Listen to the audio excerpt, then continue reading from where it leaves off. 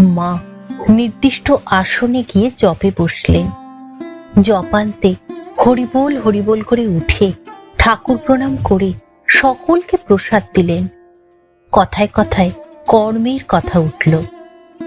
মা বললেন, সর্বদা কাজ করতে হয়, কাজে দেহ মন ভালো থাকে। আমি যখন আগে জয়রামবাটি ছিলুম, দিন রাত কাজ করতুম, কোথাও কারো বাড়ি যেতুম না।